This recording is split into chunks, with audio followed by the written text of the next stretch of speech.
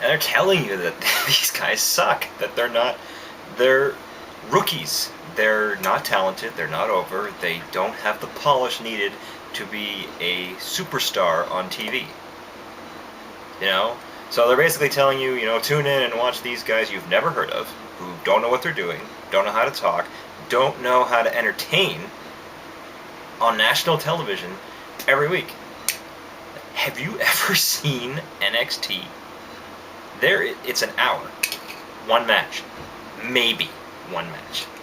The rest of the time they're having kissing contests and they're guzzling sodas and and why? Like, what the fuck does that have to do with being a wrestler?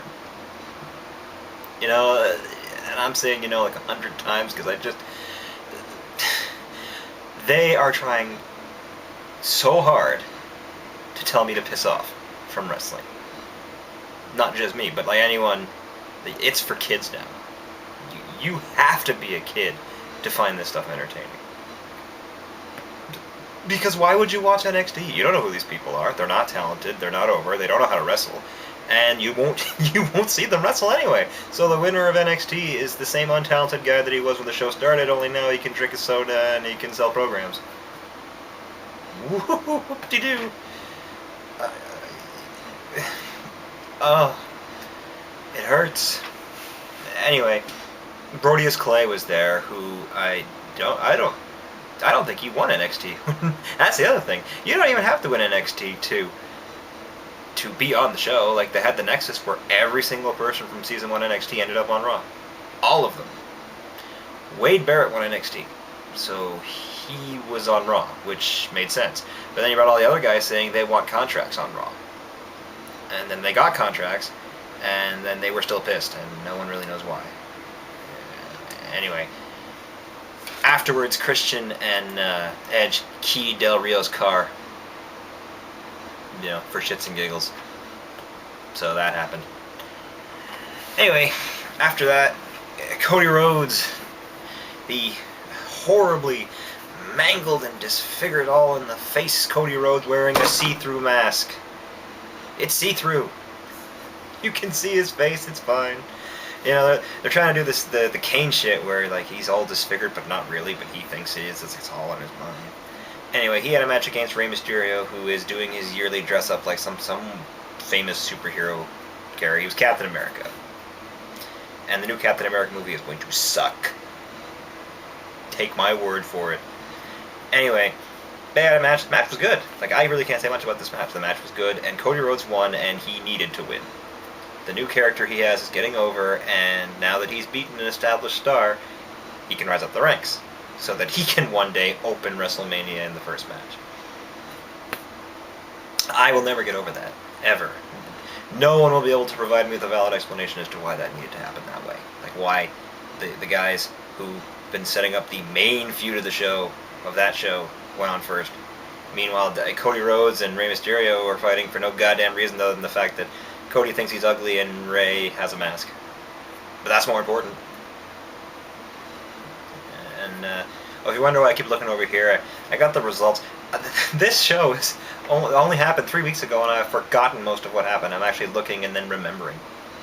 And that's really not a good sign. Anyway, next... Oh, yes. Okay, so Kane, The Big Show, Santino Marella, and Kofi Kingston had a match with the Core. I thought this match actually wouldn't be bad. The week before, Vladimir Kozlov got taken out and replaced with Kofi Kingston, and I thought, okay, Vladimir Kozlov sucks, and Kofi Kingston doesn't, so why not?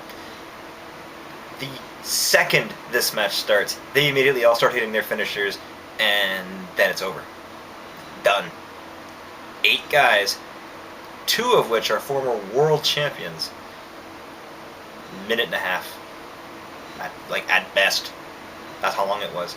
I'm pretty sure the Big Show used the knockout punch on the one-man rock band. I guess he plays the ukulele and the guitar, and he sings and he drums while he's fucking wrestling. And he pinned him, and that was it. Why could they not have had the Daniel Bryan Sheamus match on WrestleMania? That match, it's not even the only one that was under 5 minutes. 5 minutes at WrestleMania. WrestleMania. And don't think they wouldn't change that name if it wasn't like branded in people's skulls now, because they really don't want to be associated with wrestling. Yeah, minute and a half, 8 guys.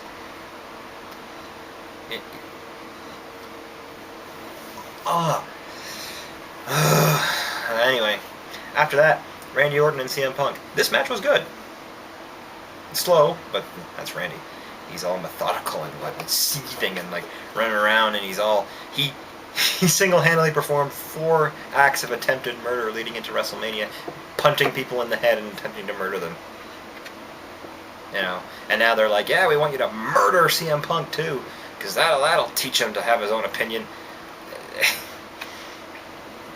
Match was fine, I guess. I mean, I would have liked CM Punk to win, but I didn't think there's no way he was going to, like, Randy Orton kills everybody with the RKO, so, and sure enough, CM Punk's on the top rope and Randy Orton hits him with the RKO. Done. After that was the Michael Cole, Jerry Lawler match. There is no reason why Michael Cole needed to wrestle at WrestleMania. One, he's not a wrestler, he's an announcer, and not even a very good one. I'm not saying I want to see other announcers wrestle. I mean, yeah, Jerry Lawler was a wrestler 30 years ago. He's 61 years old. He does not need to be in the ring, let alone at WrestleMania. And Michael Cole, he does know how to wrestle. and this match got almost 15 minutes. 15 minutes. I mean, yeah, Stone Cold Steve Austin was the referee, and he was pretty much the only reason people cared. And it still wasn't enough. They were booing, man. They were booing like fucking crazy. Anyway, Jerry Lawler beats the crap out of Michael Cole, uses the fist drop. Didn't use the pile driver, apparently, because they thought he would kill Michael Cole if he did it to him, which actually wouldn't be that bad. Anyway, after that, the anonymous general manager says that Michael Cole wins because Austin was using excessive force throughout the match. Yeah, the one match I thought they could not fuck up at WrestleMania, where a 40-year-old pudgy, pasty bitch who's never been in the ring in his life wins against Jerry Lawler. And then they stunned Booker T, you know, because, I guess, there wasn't really, he just kind of got in the ring and they were talking about how they're on Tough Enough now, which is another fucking show I'll never watch, and he stunned him. I found it funny because a couple of weeks later on Raw, or I think it was the next night, Austin was in the ring introducing all the Season 1 Tough Enough guys, and Booker T's like, even though he stunned me, it's all good. And I don't know about you, but if someone just randomly attacked me, and then I had to talk about it the next night, I probably would have said, I hate that fucking guy. He just stunned me for no real reason. You know? But apparently he forgives him. It's all cool. Anyway, the next match is the one that everyone really wanted to see. This was the reason that the show was happening, more or less, was The Undertaker and Triple H. They had their over-elaborate entrance, Triple H with his swords and the shield guys and all that.